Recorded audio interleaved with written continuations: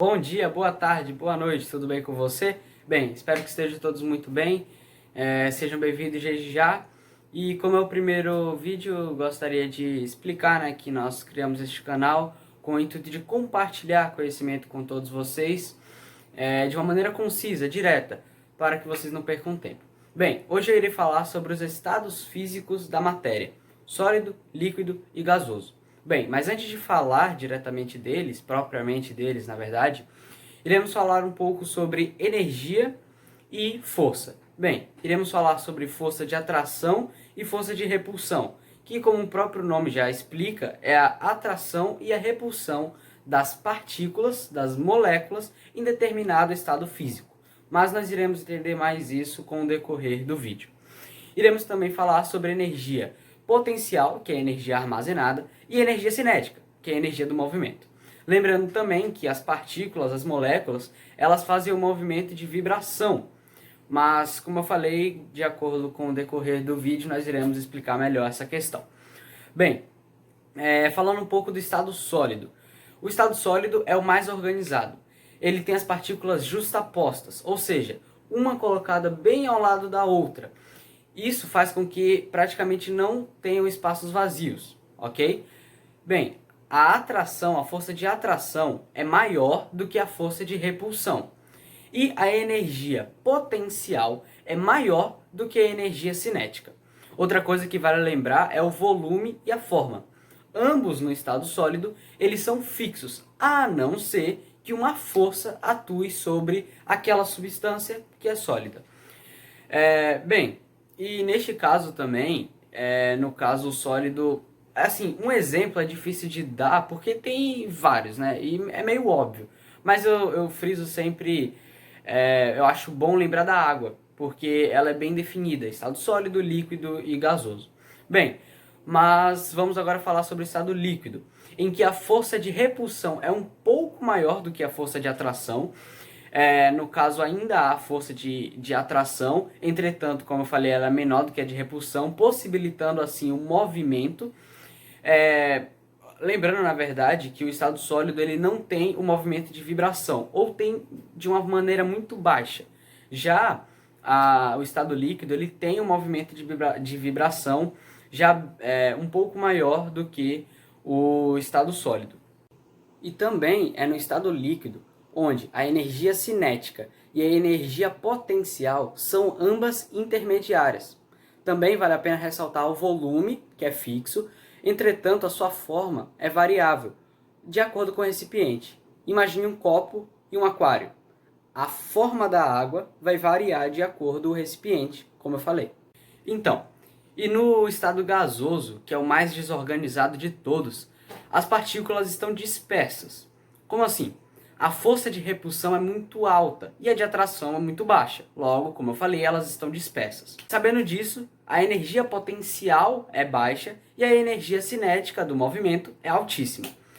O volume e a forma, eles são indefinidos. A não ser que eles estejam engarrafados, ou seja, fechados em um recipiente, o gás no caso. Bem, e falando disso, já sabendo da diferença de cada estado físico da matéria, nós vamos falar sobre a transição para cada um. Bem, do estado sólido para o líquido, nós temos a fusão. Do líquido para o gasoso, nós temos a vaporização, que é dividida em três, e eu já falo daqui a pouco sobre. Do estado gasoso para o líquido, nós temos a liquefação ou a condensação, como você preferir. E do estado líquido para o sólido, nós temos a solidificação. Bem, falando sobre as três formas de vaporização. Temos a evaporação, que é, por exemplo, a roupa no varal, que é na temperatura ambiente e por isso é um processo lento. Nós temos também a ebulição, que é justamente com a temperatura, o aumento da temperatura, até chegar em determinado nível em que aquela substância vai passar do estado líquido para o gasoso. Por exemplo, e assim, cada substância tem a sua temperatura, o nível de temperatura para passar do estado líquido para o gasoso. O exemplo é a água, que muda do seu estado físico, líquido para gasoso, a 100 graus Celsius. E temos também a calefação. A calefação é um instantâneo, certo? E, no caso, ela é bem rápida, como eu acabei de falar. E um exemplo seria gotículas de água em uma chapa muito quente. Eu costumo falar que faz aquele barulhinho, né? O tch, tch. Pois é. E, sabendo disso, nós iremos falar um pouco sobre pressão, por exemplo, principalmente quando nós falamos da passagem do estado líquido para o gasoso, que é o que eu estou falando. Vamos imaginar uma situação de ebulição. Na ebulição, você vai, por exemplo, aquecer água em uma panela e vai deixar lá. Essa água a 100 graus vai virar vapor. Entretanto, quando você está ao nível do mar, a pressão é alta. O que quer dizer isso? Bem, lembrando que nós temos a gravidade. Tudo é atraído para o núcleo da Terra, digamos assim, certo?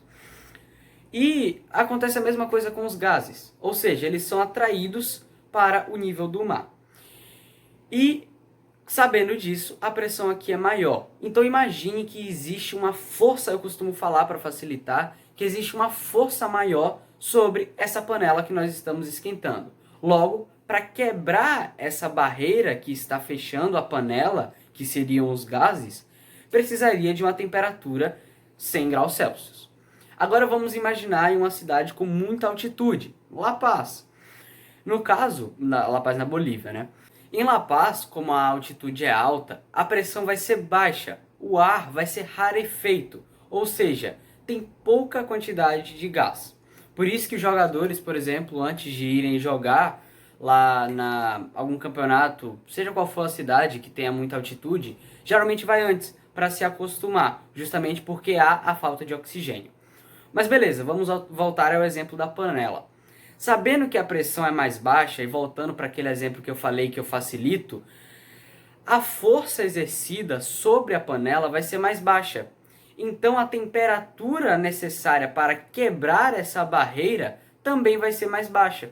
Então aí pode variar dependendo da altitude, mas vai ser menor do que 100 graus Celsius, que é, no caso, a temperatura necessária para ebulir a água ao nível do mar.